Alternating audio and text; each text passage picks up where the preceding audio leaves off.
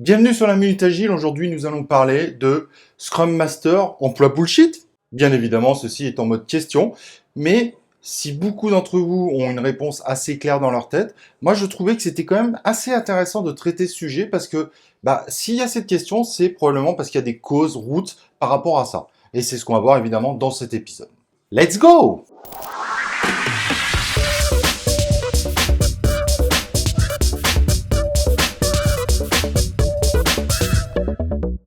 Alors, est-ce que Scrum Master est un emploi bullshit? C'est une question qui se pose, il y a des gens qui se posent vraiment la question, il y a des organisations qui se posent la question, il y a des experts dans la gestion de projet, et il y a deux écoles, il y en a qui considèrent que ce rôle est ultra important, et d'autres qui considèrent que c'est complètement bullshit et que ça sert à rien. Mais alors, ce qui est le plus intéressant, c'est de voir peut-être pourquoi il y a cette question qui se pose. Donc ce que je vais faire, c'est que je vais vous donner plusieurs cas que moi-même j'ai rencontrés et qui peut malheureusement amener à cette question. Le premier cas que je vous présente, c'est on arrive dans une équipe agile, une équipe Scrum bien évidemment, et on a un Scrum Master qui est continuellement assis sur sa chaise. Et en fait, il intervient réellement dans l'équipe tout au moment des cérémonies, où il va préparer les post-it 5 minutes avant, il va essayer d'animer la cérémonie, il va rappeler aux gens qu'il faut aller dans la salle pour faire cette cérémonie. Et c'est un cas de figure malheureusement qu'on rencontre quand même assez souvent. Et bien évidemment, si vous suivez un peu cette chaîne YouTube ou le blog My Agile Partner, vous savez que c'est évidemment un positionnement qu'il ne faut surtout pas avoir. Le Scrum Master n'est pas un animateur de cérémonie. Et d'ailleurs, le Scrum Guide est assez clair. Le Scrum Master peut animer une cérémonie que si on lui en fait la demande. Et c'est souvent le cas en début de Scrum. Mais au bout d'un moment, les équipes prennent leur autonomie. Donc l'image qu'il donne à tout le monde, c'est que ce travail-là, tout le monde peut le faire. Ou on va dire une majorité des gens. Moi, c'est pas quelque chose de surréaliste et d'ultra complexe. Mais en fait, c'est tout simplement parce que le Scrum Master n'a pas le bon positionnement. Il n'est pas Scrum Master. Scrum Master, c'est pas uniquement d'aller faciliter des cérémonies.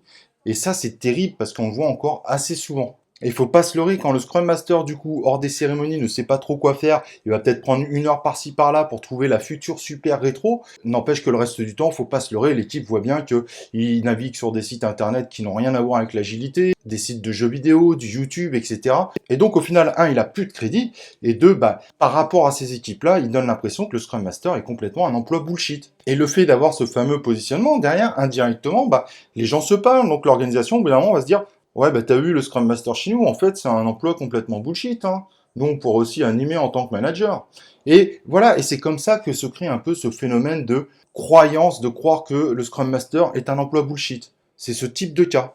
Petit rappel rapide avant de fermer sur cet exemple, n'oubliez pas, le Scrum Master est là pour coacher les équipes, il est là pour aider le Product Owner à mieux gérer son backlog, à mieux le prioriser, et il va même régulièrement faire un tour du backlog pour voir si les items sont plutôt pas mal, si la priorisation du backlog semble cohérente, et si c'est pas le cas, il va voir comment il peut aider le Product Owner. Donc oui, des fois il est derrière son poste, mais normalement il est derrière son poste pour aller chercher de l'information, de la veille, voir ce qui se fait ailleurs, pour essayer de trouver des choses qui pourraient fonctionner dans l'organisation actuelle.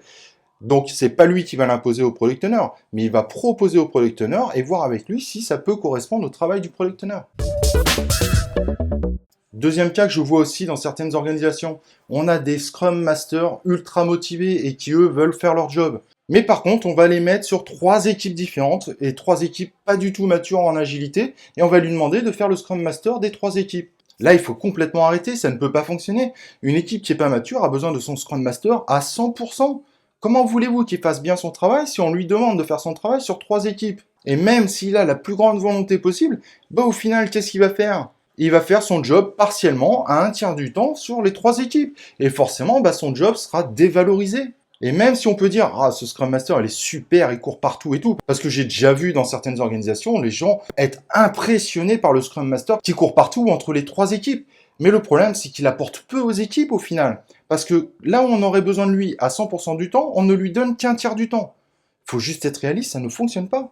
Donc dans ce type d'organisation, on peut aussi être amené à se dire: en fait, Scrum Master, c'est un emploi bullshit. C'est juste quelqu'un qui court partout, qui essaye d'aider, mais qui au final n'aide pas grand-chose. Et malheureusement, il aide beaucoup moins qu'il pourrait aider. Quand on commence à vouloir partager un Scrum Master sur 2 équipes, c'est déjà pas mal. Il faut déjà avoir des équipes sacrément matures. Donc c'est un des cas que j'ai également vu qui peut amener justement à cette mauvaise interprétation du Scrum Master. Troisième cas aussi qu'on voit souvent. Le gars débarque, il est Scrum Master, sauf qu'il n'a jamais fait de Scrum dans sa vie. Mais il a obtenu sa PSM1 il y a 1 mois. alors qu'il n'a jamais appliqué Scrum. Bah, je vais revenir dessus parce que c'est quelque chose qui a tendance à m'énerver. Scrum Master, c'est maîtrise le Scrum. Et pour maîtriser le Scrum, il faut forcément de l'expérience dans Scrum. La certification ne suffit pas. Et quand on voit le résultat de certains mindsets après les certifications, on se demande même si des fois les gens comprennent les certifications. On a des gens qui ont leur certification et qui n'ont toujours pas compris que le Product Owner ne teste pas le travail des développeurs. Alors forcément, un jour ou l'autre, on a son premier rôle de Scrum Master, c'est évident. Mais avant d'avoir ce premier rôle de Scrum Master, il faut déjà avoir de l'expérience dans le Scrum. On peut pas débarquer du jour au lendemain. Ah bah hier j'étais à MOA dans une structure cycle en V, j'ai fait ma petite certification et aujourd'hui j'ai obtenu mon poste de Scrum Master. Bah bien évidemment, ce profil-là, il est incapable d'agir sur l'équipe Scrum. Et il peut avoir la meilleure volonté possible, il n'a pas l'expérience. Et l'agilité demande une véritable expérience qui amène à un mindset.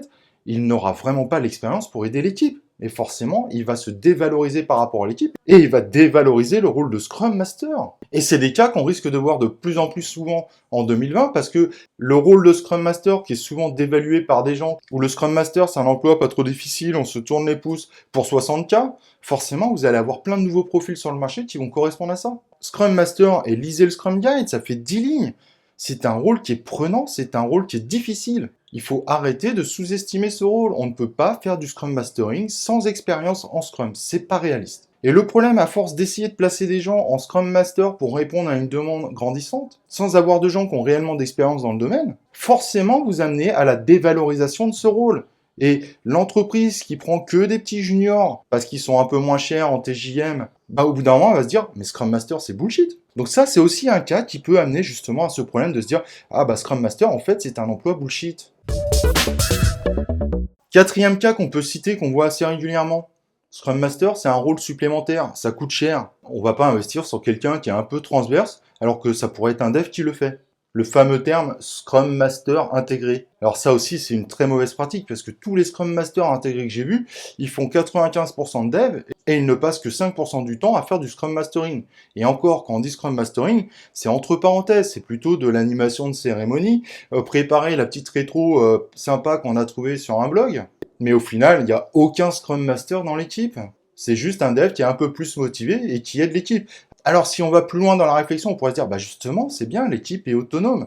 Mais en fait, non, pas du tout. C'est pas parce qu'il y en a un qui anime les cérémonies que pour autant l'équipe est autonome. C'est loin de là. Et en général, quand on a ce type de pratique, les équipes sont très peu autonomes d'ailleurs. Moi, j'ai pas beaucoup de constats où le Scrum Master intégré était intégré parce que l'équipe était ultra autonome. Vous en avez peut-être. Moi, particulièrement, le taux est très faible. Pour ne pas dire qu'il s'approche vraiment du nul. Donc ça, c'est également une pratique à bannir. Le Scrum Master intégré, ça ne fonctionne jamais. Quand on prend un dev, et il y a quand même une grande partie des devs qui sont passionnés par leur métier, faut pas leur demander de faire un truc qui les passionne pas, alors qu'ils sont ultra passionnés par leur métier. C'est pas parce qu'ils ont une once d'envie de tester autre chose que ça va faire des Scrum Masters de grande qualité. C'est un format qui n'a jamais fonctionné, il a toujours été déconseillé au sein des organisations, bah il faut toujours pas le faire. Et le faire va amener toujours à ce même problème. Là, vous avez vu, le mec, il gère toutes les tâches de Scrum Mastering sur le 5% de son temps. Évidemment, entre parenthèses, il n'y a rien de Scrum Master dans ce qu'il fait. Mais c'est ce que les gens pensent. Bah, comment voulez-vous que l'organisation derrière se dise « Quoi, tu veux un Scrum Master 100% de son temps sur un projet ? Mais t'es malade, t'as vu sur le projet X, ça fonctionne parfaitement bien. » Et le mec, il dit qu'il passe que 5% de son temps. Ah non, non, non, on va pas investir là-dedans, vous rigolez. On va plutôt privilégier un petit dev junior là pour avancer plus vite nos devs. Et ça amène également cette vision du Scrum Master emploi bullshit. Et alors, moralité de l'histoire dans cette vidéo, parce que c'est aussi l'objectif, non, Scrum Master n'est pas un emploi bullshit, bien évidemment. C'est un rôle très important, mais qui est malheureusement régulièrement sous-estimé. Le Scrum Master apporte énormément de choses. Et tant que l'équipe n'a pas une grande autonomie, c'est même pas la peine d'envisager d'avoir un Scrum Master en mi-temps. Ça, on peut l'envisager dans des équipes qui ont une très grande maturité, une très grande autonomie. Mais c'est très rare dans les organisations, soyons clairs. Donc voilà, j'espère que cette vidéo vous éclairera. Et si jamais votre organisation n'arrête pas de dire « le Scrum Master, c'est un emploi bullshit », envoyez-leur le lien de cette vidéo et également le lien de la vidéo sur le Scrum Master pour qu'ils comprennent bien quel est ce rôle et pourquoi il est essentiel. Voilà, si vous avez des questions autour de ce sujet ou que vous avez également d'autres cas à partager qui amènent souvent à croire que le Scrum Master est un emploi bullshit, n'hésitez pas à utiliser la zone commentaire, ça me fera un plaisir d'y répondre et de voir évidemment la communauté partager autour de ce sujet. Et moi, ce que je vous propose bien évidemment, c'est qu'on se retrouve dans un prochain épisode de La Minute Agile.